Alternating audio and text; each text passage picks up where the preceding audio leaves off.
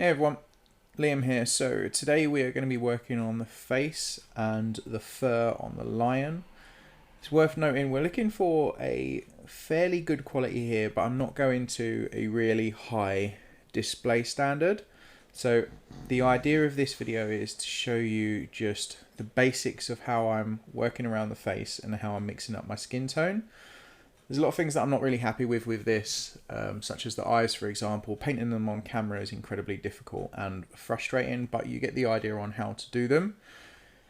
It just takes a lot more brush control than I can manage on video, but I'll try and do something to a much higher quality on a later project and really break it down further. But you'll see how I do the head, the hair, and the fur on his cloak, and hopefully it's helpful. If it is, please like, subscribe to the channel.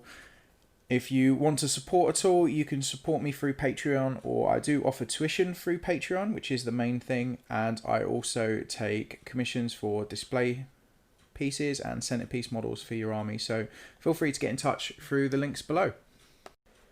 So straight away on the palette at the moment, we have bottom left Vallejo model color black. The paint above that is Vallejo Game Air blue.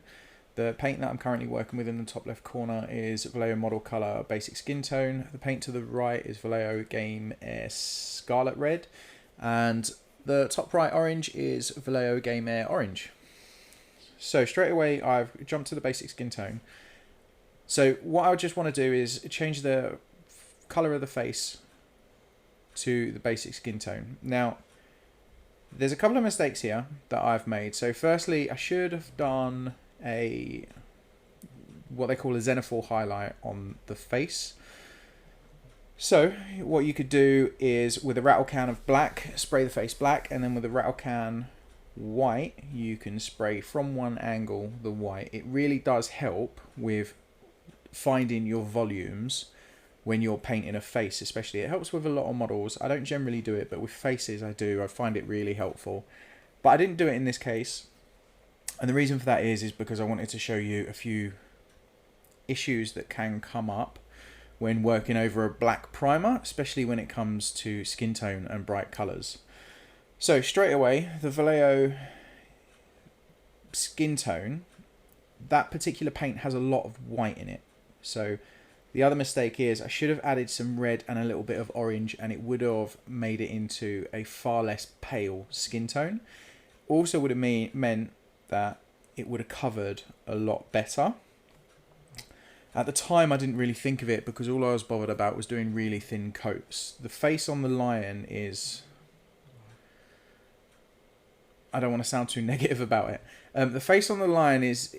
It's an okay sculpt, but there's a lot of really weird features on it, especially around the eyes. The eyelids, they stick really far out and are really sharp, so there's lots of places for paint to run into. It makes it kind of a frustrating model, so I was a bit too careful with it. I did lots of thin coats with the basic skin tone, and frankly I shouldn't have done. But again, that's a mistake that I wanted to show on camera. What I should have done was add some red, add a little bit of orange. It would have killed the white in the paint a little bit. It would have made it cover a lot better, and I would have got a faster first coat, faster first layer of paint, and I wouldn't have needed to do so many coats. So what you just seen on camera is I've washed the face with Agrax Earthshade. I've put it all over the face, but I have thinned it down, so it's probably 2 parts water, 1 part Agrax Earthshade. The point of that was I just wanted it to pick out the really deep recesses, just to make my life a little bit easier. And then next I'm doing exactly the same. I've thinned this down, but this is GW Seraphim Sepia, and it just gives it a bit of a yellow orange tint. And the reason for this is because I did the basic skin tone, my skin tone was just too pale, so this is just to tint the whole skin. So we're now going to work on the eyes. We're doing the eyes before we really get into the skin. And the reason for that is because it's much easier to fix around the eyes than it is to fix the eyes if you make a mistake. So we're going to do the eyes first, and then if we make a mess around the skin, it's not a big deal. I'm going to show you my process on it. The reason why I'm not happy with this is normally what I would do with eyes is I would have the model really close. So my issue with doing it on camera is I couldn't physically see it well enough, which was really frustrating. So I kind of had to make a choice of, do I just not show it on camera and do the eyes, or do I just settle for a less refined result and show you the process? And I decided it's better to show you than not show you at all. So straight away, we're using Vallejo Model Color White. It's a really opaque white. You saw that I checked my brush on my thumb. It's really important you get a really, really fine point on this brush. You can see me checking on my nail there. You're working from the inside of the head to the outside of the head, and you're running your brush in a straight line, and you're just trying to paint that eye. So you want your brush, you want to be doing a pull stroke, so you want your brush to be moving towards your body because that's how you have most control. Twist and pull that brush along your thumb or along a piece of paper to get your point, and then test what mark you're going to put down on your thumb or your piece of paper before you put it on the model. Because if you make a mistake on the model, you got to repaint it. You make a mistake on your thumb, where you can correct it before it goes on the model. Right, so next up we're going to do the pupils. So I'm using Vallejo Model Color Black. Now I'm using Vallejo Model Color colours on the eyes because they leave a really opaque mark. So by that I mean when you put colour down, it's not very transparent. And I really don't want to have to do any more brush strokes than I have to. So you can see how fine my line here is. So I've tested my brush on my finger. Now, don't paint a dot. If you paint a dot, it's very difficult to get the right shape, and it's very difficult to get it symmetrical to the other side. Because when you paint a dot, your brush bends, and then you get all sorts of weird shapes. So what you want to do is start at the top of the eye, and then do a brush stroke down and paint a line. You want to aim to paint a line. Because if you paint a line, then when you go across to the other eyeball, it's much easier to do exactly the same and try and paint a line on the other side, which is in the right position. And by doing that, you'll get your eyes, or you'll have more chance of getting your eyes so they line up, so they're not cross-eyed. Once you've done that, you can, if you need to, make that pupil bigger. But so you can see on camera that the eyes look okay, but they need some adjustment. The reason why these eyes are a bit of a nightmare is because around the eyes where your eyelids are, the sculpt, they come out really far. So you end up, you can't physically get your brush into the eye, especially into the bottom and the top. And it's a problem with the Primark heads, if I'm honest with you. A lot of them are like it, and it's infuriating. So it ends up just getting very messy. So you've got to go back and adjust it. So what you do is you go back with your skin colour, which is what I'm just doing here, and you paint underneath the eyeball, so to try and frame it and get some shape back. But to be honest, it's not an easy face to paint. The eyes are not sculpted terrifically, to be honest with you. But you can clearly see what we're going for. I mean, the result that you get is going to be dependent entirely on how much time you put into it. As I said, the eyes look okay, but I'm not happy with them because I know that I can do so much better. But filming it on camera, I can't physically see well enough because I can't hold the head close enough to my head, to my face, without blocking the camera. But you can see we clearly have eyes and they're in the right place. If I was doing this for a competition as well, I'd be putting the white dot in the pupil. So next we just need to sketch in some shadows. So I'm taking that basic skin tone, and I'm still working with that basic skin tone because that's going to be what the base of my skin across the whole model. So I'm just mixing in a bit of red, a bit of blue, and what I'm aiming for is like a dark violet, desaturated violet colour.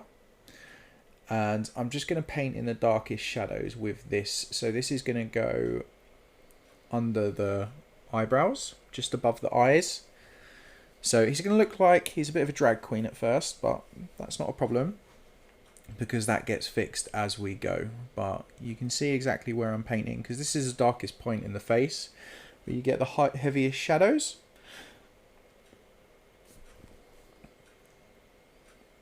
Now you can see it starts looking really weird, but remember, never judge anything until you've finished it. You can always change stuff if you don't like it, but in this case I'm going quite dark at first, because for me, I personally find it quite easy to work from a dark colour and go brighter, and I quite like working with a darker colour and then almost tinting it with other colours over it, especially on skin, because it has all sorts of weird colours in skin anyway.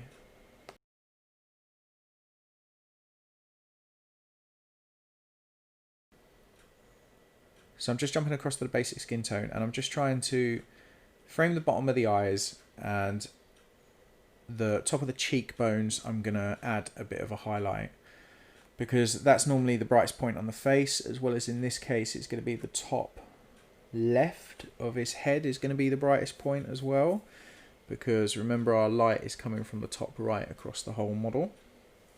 So I'm just putting in, same as I do when I do all the other painting, I'm just sketching in the darkest point, I'm sketching in my lightest point, and then I can bring them together later. And because I'm not spending a huge amount of time doing a transition, I have plenty of time to make adjustments if I don't like it. You can clearly see the eyes here as well.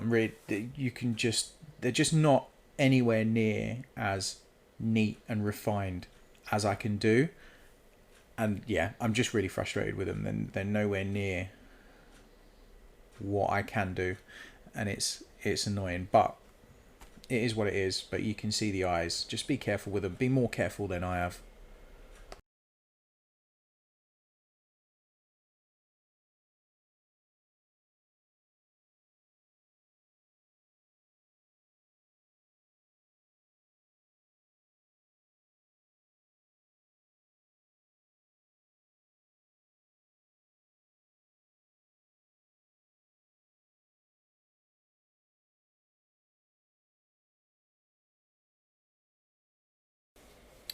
So I'm just working with this basic skin tone again. So I'm looking at the cheekbones first of all.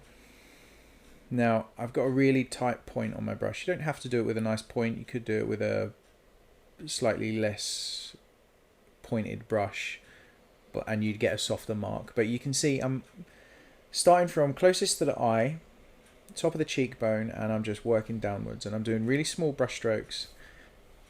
As I said, you don't have to do those pointed brush strokes. This leaves quite a sharp mark, and I quite like the way it builds up over the cheek. And I'm pulling the brush towards me, and I'm almost flicking the brush off of the cheek, because it just leaves like a bit of a softer ending where you take the brush off. And all I'm doing is I'm working the highlight to shape the face. Now it does look very white again. This basic skin tone is very white, but again, we can easily change that like we did with when we added the Seraphim Sepia. And actually at the end of this we're going to add some Reikland Flesh Tone anyway, just to give it a nice tint. But when you're mixing your skin tones, if you do go off, just add some orange to the skin tone, and what it will do is it will almost reset it to where you were. So you see I'm just working at the top of the head as well, because obviously the top of the head is going to be one of the brightest points. Now I am, instead of doing the whole of the top of the head, the center of the top of the head, I'm leaving a little bit darker, just because it gives it a bit of shape. You can see my highlight points there. Right, so he's looking a bit albino right now, so what we're going to do is add some colour to that basic skin tone. So I've just added a bit of red, and it's made it very pink. So I'm okay with pink. There's nothing wrong with a bit of pink, especially as, first of all, we're going to do around the cheeks. So I'm still using the same brush stroke. So the only difference is I'm not going over my highlight areas. This is the cheeks themselves, and I'm starting from the top and then working down. I'm just trying to tint the cheeks so they have a bit of pink to them. And I'm also going underneath that shadow under the cheek. I'm also going over the shadow underneath the cheek, sorry, because that's a little bit too harsh. So that will just make that a bit more subtle. I'm also going to add some of this pink towards the side of the head, on the side of the head, sorry, just to give it a bit of colour, because as we said, it's looking a bit pale, to say the least. As you can see on the wet palette, I've just added some orange to that. And all of a sudden, we have quite a nice skin tone there. Your orange is like a reset button. When you're mixing skin tones, if you go too dark, you go too light, or if you get a little bit lost with what you were doing, just add some orange and it will bring it back to something resembling a skin tone. You can see me just picking out. I'm only working with the darker points because the thing with 28mm miniatures is you do want some extreme contrast between light and dark. Now there are other types of contrast. There are lots of different types of contrast, and that sort of thing is what we're going to get into when we look at higher quality painting on the channel, but I'm not worried about that just yet. So all I'm doing is I'm worrying about light and dark. I do, although it looks a bit pale, I do want that really bright highlight. So I do want to get a bit of definition around the nose, especially right now. So that skin tone that we've got, I've just added a little bit of black. Now, the thing with adding black to things is it doesn't always make things darker at first. It desaturates them. So you need to be very aware with it. But I've added a bit of black to it, and it's basically made it a little bit darker, but gone a bit brown. My wet palette's out of sync there, I apologise, but so I'm just painting along the side of the nose because we should have a little bit of shadow there in comparison to the rest of the skin. Not a huge amounts. Don't go really dark, but you should have a different tone to the side of the nose. Now remember, don't worry about perfect blending. You can always fix your blends later, and sometimes you can get really nice effects with no transitions or very hard transitions. So pick your blends how you want them. Sometimes it's quite nice not to go so soft.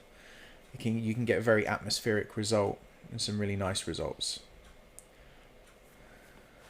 So I'm just going to keep adjusting the skin, and I'll speed this up a little bit.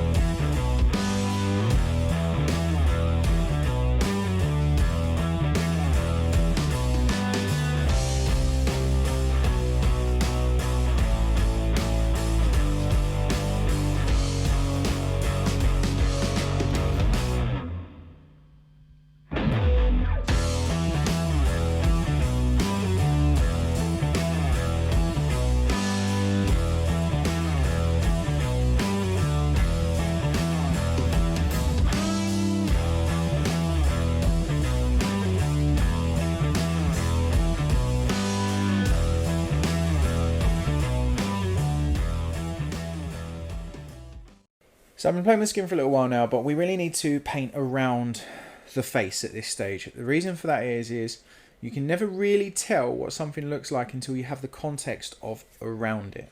So I'm going to paint all the fur. I'm going to paint his mustache, his eyebrows, sorry, the fur, his hair even. So I'm going to paint his hair, his mustache, his beard, and that just gives it because you have everything around it, it will change how the skin looks. So it's good to get this painted in. So with this, it's really nice and simple. I'm not going to go over it in detail, but this is Vallejo model color, Beastly Brown, game color, sorry, Beastly Brown. And then I've gone over it with GW Avalon Sunset. And then I've Vallejo model color Ivory at the highest highlights. And you'll see me do that. So I'm going to speed this up and you'll see me do it as I go. But there's really nothing crazy to show here. So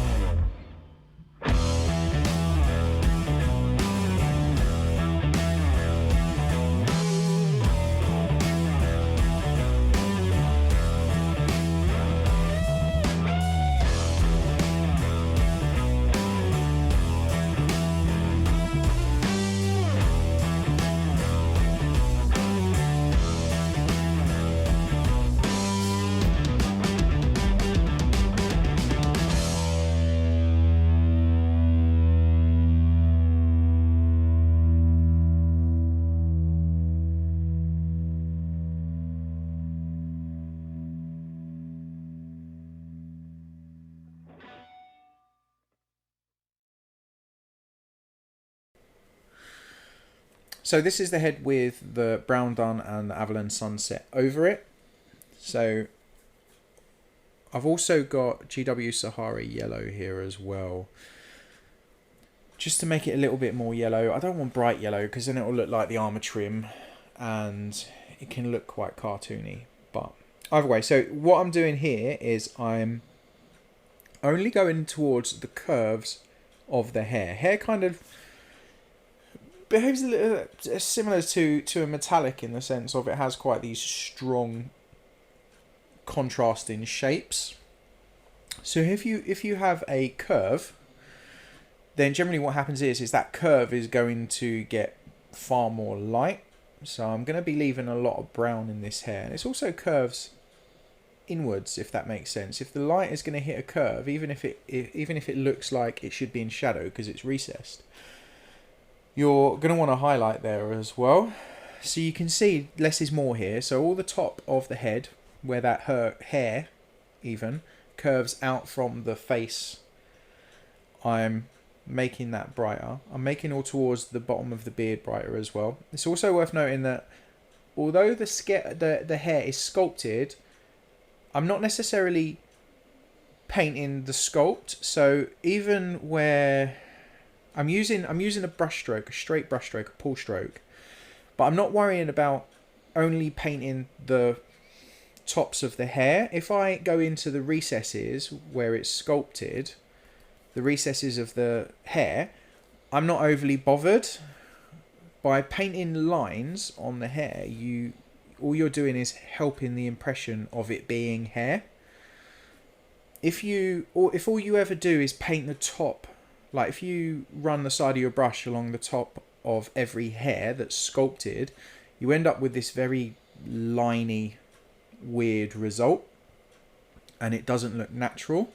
So if you paint your own lines, if you ignore the sculpt itself, so you just look at the overall shape of the hair, if you ignore the sculpt and just paint your own lines, what it does is it gives a much fairer representation because it gives you lots of tones in the hair.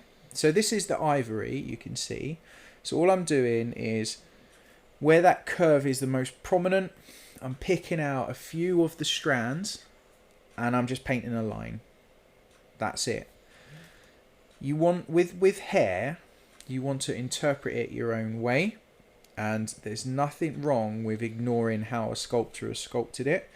I generally tend to find if you just go with what the sculptor's done, you end up with a very unnatural result. Not because the sculptor's done something wrong, but because it doesn't lend itself to a believable result. And you can see the finish there. So the face looks okay, it's not too bad, the hair's okay. And then this is it with the head on the model. So you can see just having it on the model changes the context completely. It changes how that face looks completely. So it does look a lot better on the model. The reason that the most important thing to do here as well is when it's on the model, you have a true reflection of what it looks like. So this is the point where you're gonna just finish everything off and tweak it. So in my case, I wanted the nose a little bit brighter. I wanted his left cheek to be brighter because his face kind of leans. So that side of the face is facing upwards. It's the same as that left hand side of his head. I'm gonna make ever so slightly brighter. So, but I'm still using that basic skin tone because that basic skin tone is so bright, so white. And I'm just really small marks. You want to be really subtle here just to give it a little bit more brightness on that side. And then there's little bits where the left hand side of the right cheek, that's pointing in the same direction. So just giving that a little bit more light. He's also got some wrinkles on his head. If you're feeling up to it, if you paint a very thin line underneath those wrinkles, it can make them pop a little bit and give them a bit of definition. But yeah, this is your final stage. Always make sure that you finish it with it on the model. I mean, if you can paint, when you're painting a model, if you can paint it so it's all together, even if it's just blue tack together, That will always make a huge difference because you'll always have the context of the model and it will be a massive help. So this is the face pretty much finished now with the final adjustments. I'm hoping this video was helpful. I'm hoping it gives you a good idea of the process of painting the face. As I said, if you haven't realised yet, I'm really frustrated with the result on this face. It still does look good, don't get me wrong, but it's just not as good as I can do. But I think it's important to show mistakes and failures just as it is to show the successes. So next up, the fun bit. This is going to be quite quick. So we're going to paint the fur. Now, the paint that I'm using is Vallejo Game Color Beastie Brown, and all I'm doing is I'm painting the fur brown, nice and easy. Paint is thinned down. It's 1 part water to 1 part paint, but you don't want this paint too watery because we're going to mix it all in on the model as it's wet. So you just want to get it covered, and ideally you want it so it doesn't run around everywhere and it stays wet.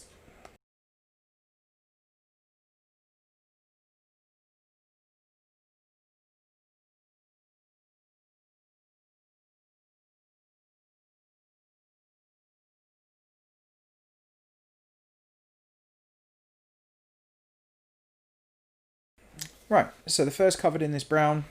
You can see the fur is still quite wet. That's what I wanted. So the other colours that I'm using is Vallejo Model Colour Ivory. You'll notice I use that quite a lot. I really like it. And black, Vallejo Model Colour Black.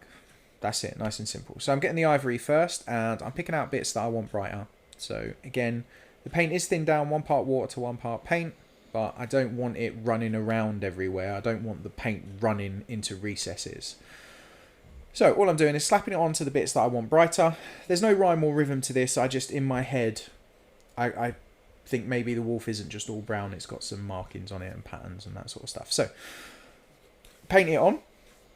Nice and easy. Because it's wet and because the brown paint underneath is wet, it already starts mixing and gives it different tones. And then I go back to the brown paint and I mix it on the model. That's it. Just dab in my brush, and where the paint is mixing on the model and it's mixing on my brush, it's giving me loads of different tones in between, and then you get some interesting colours and patterns. So same again, pick this area at the top of the shoulder pad just to make it a little bit more interesting. Now it's worth noting, around his head this fur is going to be dark. The reason why I want that, because if I go too bright with the fur around his head, it's going to look, you're going to lose the shape of his head in the fur when you look at it from the front, because he's got blonde hair, so his hair is quite bright. His skin is quite pale and bright because obviously it's a skin tone. So if you have this beige coloured fur around his face, when you look at it from the front, it's going to get lost in it. So the fur at the top is going to be almost black. So you can just see I'm going brighter again. I'm just playing with colours. I'm really not taking this seriously. Like, I'm not thinking about it too much. This is quite a fun process, so just enjoy it. Just the point of this is just to get different colours into the fur, so you don't just have something brown. And like I said, you can clearly see here the fur around his head. I'm actually going in with black. I'm going to highlight it with a brown, but it's black. And the reason for it why it's black, because then when you look at it at the front, you've got his head framed by a really dark colour, so it makes more sense, and you can see it there. If that was a bright colour, you'd lose the face from that angle. And then the bottom of the paw as well, I've done black. So nice and simple. And honestly, yes, I'd do it different if this was going into a competition, or I'd add some steps, but it's a really fun, enjoyable way of painting fur and getting some interest on it. So I'm just painting the claws. So the claws were painted brown as well. This time I'm just going with the ivory, and all I'm doing is I'm painting lines. So I'm not painting the whole thing, so I'm just painting like almost like scratch marks that follow the curve of the claw. And what this is going to do, it kind of gives the impression of that pattern that you see in claws. And then what we do is when we put a wash over all of this, the harder marks will soften and it will look interesting. The only difference with the fur is I'm also going to push it up to white on the very tips, because again, Although I don't generally use it like going up to white until I have to, because we put a wash over it, it's just going to tint it and it won't end up as white. Here we go. So at this stage it's worth noting that there's not much, that the fur, you've got some cool colours in the fur and you've got some cool variation, but you can't really see it as fur because the paint is, you don't have any definition in the sculpt. So once this is dry, we're going to fix that with a wash. So with the wash, nice and simple, I'm thinning it down because I don't want this to just turn everything brown. I want it to tint the colour of everything, that's fine. But I want it to get all of the shape back in the cloth. So you can clearly see I'm just painting over everything, including the claws, but this has probably got 2 parts water to 1 part Agrax Earthshade wash. So it's just a brown wash. You don't have to use GW, but it's quite a good one. And what this will do is it will keep your different tones, it will tone them down, and it will give you shape. And that's him as it stands right now. So I apologise if I seem frustrated with this video, but in truth I am. I didn't want to re-record it and I didn't feel right not showing it, because I think it's really important to show mistakes and even things that you're not necessarily happy with. But it is what it is. Next up, probably the last video on the lion as well, we're going to paint the sword. And then all the little bits I'm just going to get done off camera, and then we're going to move on to Conrad Curze. So next week's video, we're going to paint the sword, the non-metal metallic silver sword, and I'm going to show you how to do that. And then we get to move on to Curze. So I hope the video was helpful. If it was, let me know, give me some feedback. I appreciate it, and thanks very much.